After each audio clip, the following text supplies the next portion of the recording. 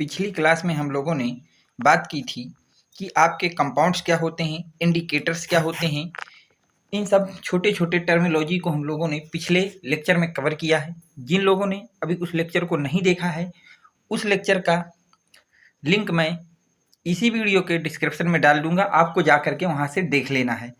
आज हम लोगों को बात करना है एसिड्स की, कि एसिड क्या होता है। देखिए, एसिड के विषय में अगर आपको पढ़ना है तो सबसे पहले पता होना चाहिए the word acid comes from the Latin word acidus meaning सोर।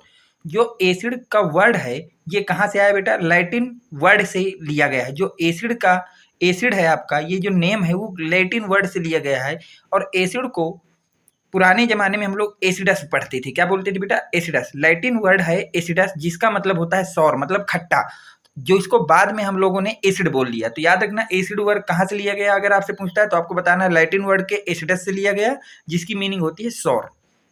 अब कुछ इंपॉर्टेंट आपका नेचुरल अकरिंग एसिड्स हैं तो याद रखना है आपको। जैसे एसिडिक एसिड, ये कहाँ पाया जाता है? तो याद रखना विनेगर में पाया जाता है। एसिडिक एसिड कहाँ पाया जाता है बेटा? विनेगर में पाया जाता है। इसी तरह से होता है सिट्रिक एसिड, ये कहाँ पाया जाता है? सिट्रस फ्रूट में पाया जाता है। सिट्रस फ्रूट का मतलब होता है जो खट्टे फ्रूट्स होते हैं, जैसे ऑरेंज हो गया एंड लेमन हो गया। इसी तरह से अगर आपसे पूछा जाए ब्यूटेरिक एसिड कहाँ पाया जाता है, तो आपको आंसर लिखना है रैनसीड बटर। जो रैनसीड बटर होता है वहाँ पे आपका ब्यूटेरिक एसिड पाया जाता है। इसी तरह से हाइड्रोक्लोरिक एसिड के विषय में अगर हमसे पूछता है कि कहाँ पाया जाता है, तो याद रखना गैस्ट्रिक जूस में पाया जाता है। अगर आपसे बात कर रहा है वो फार्मिक एसिड, तो ये स्टिंग ऑफ बीस एंड आंट में पाया जाता है। लैक्टिक एसिड जो है आपका सौर मिल्क एंड कर्ड में मिलता है। और जो मैलिक एसिड है, जो आपके पास क्या होता है बेटा? मैलिक एसिड, वो आपका पाया जाता है एप्पल में। ओलिक एसिड जो है वो ओलिव ऑयल में पाया जाता है। इसी तरह से एक होता है आपका ऑक्जेलिक एसिड, जो कि टोमेटो में पाया जाता है। स्टेरिक एसिड जो कि फैट्स में मिलता है। टार्टरिक एसिड जो कि ग्रेप्स, टेमराइड्स एंड एप्पल्स में पाया जाता है। और यूरिक एसिड जो कि यूरिन में पाया जाता है। तो इन नेचुरल अकरिंग एसिड और इनके सोर्स को आपको टेबल बना लेना अच्छी तरह से और इनको लर्न करना है। यहाँ से आपके कई बार एसिड का नाम दे देगा और पूछेगा ये किस सोर्स में पाया जाता है, ये सोर्स का नाम दे देगा और पूछेगा वहां से कौन सा एसिड पाया जाता है।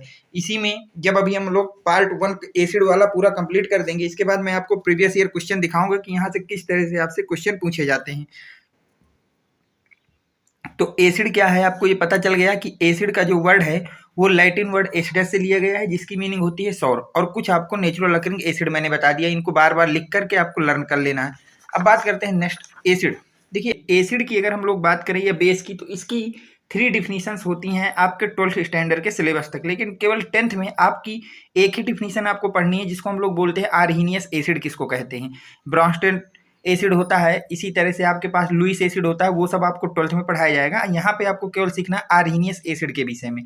तो आर्हीनियस एसिड क्या होता है? देखिए, the substance which releases H plus ion in aqueous medium are called Arrhenius acid. Arrhenius acid किसे कहते हैं? वो सब्सटेंस जिसको अगर आपने वाटर में डिजोल्व किया और वाटर में डिजोल्व करने पे वो H प्लस आयन को रिलीज करते हैं। कोई भी सब्सटेंस अगर वाटर में डिजोल्व करने पे H प्लस आयन को रिलीज करते हैं, तो ऐसे सब्सटेंसों को आप लोग बोलते हैं आर्हीनियस एसिड। आर्हीनियस का जो एसिड का कॉन्सेप्ट है वो किस पर डिफाइंड बेटा? एक्वस मीडियम में डिफाइंड। इस बात को याद रखना, कई बार पूछता है कि आर्हीनियस का एसिड कॉन्सेप्ट किस मीडियम पे डिफाइंड है, तो एक्वस मीडियम पे डिफाइंड है कि वो सब्सटेंस जो एक्वस मीडियम में H प्लस आयन को रिलीज करते हैं, उन सब्सटेंसों को हम लोग आर्हीनियस एसिड बोलते हैं। ठीक बेटा? अब देखिए, यहाँ से कुछ इंपॉर्टेंट पॉइंट जो आपको याद रखना है। Acid molecules give H plus ion in aqueous solution. जो आपका एसिड मॉलिक्यूल्स होता है वो H प्लस आयन को देता है एक्वस सोल्यूशन में। वो आपका क्या करता है बेटा? H प्लस आयन को देता है एक्वस सोल्यूशन में। एक्वस सोल्यूशन में वो हमारा H प्लस आयन को देता है। But this H plus ion can not exist.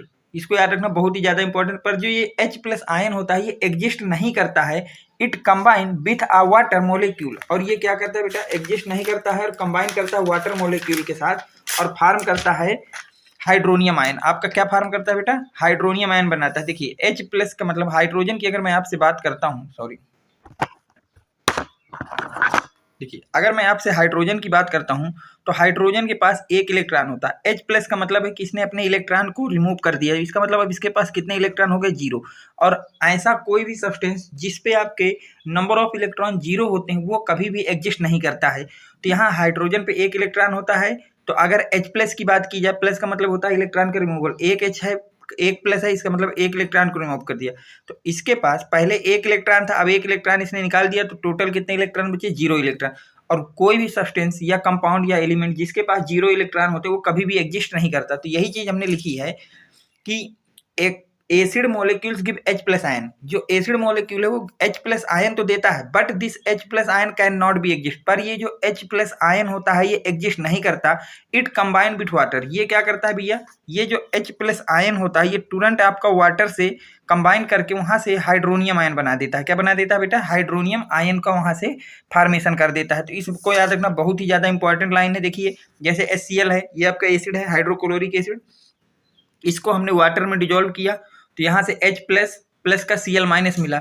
अब ये H+ एग्जिस्ट तो करेगा नहीं, तो ये तुरंत उस वाटर मॉलिक्यूल के साथ कंबाइन करके हाइड्रोनियम आयन में कन्वर्ट हो जाएगा। इसी तरह से अगर मैं बात करता हूँ आपसे सल्फ्यूरिक एसिड की, देखिए सल्फ्यूरिक एसिड क्या है, H2SO4 को 2 मोल ऑफ वाटर में हमने डिजोल्व किया तो यहाँ से सल्फेट आयन और 2 हाइड्रोनियम आयन बनेगा। इसमें डायरेक्ट एक स्टेप में लिख दिया है। मतलब कभी भी एसिड को वाटर में डिजोल्व करने पे H+ तो निकलता है, लेकिन वो हमेशा किस फार्म में मिलेगा आपको, हाइड्रोनियम आयन के फार्म में मिलेगा।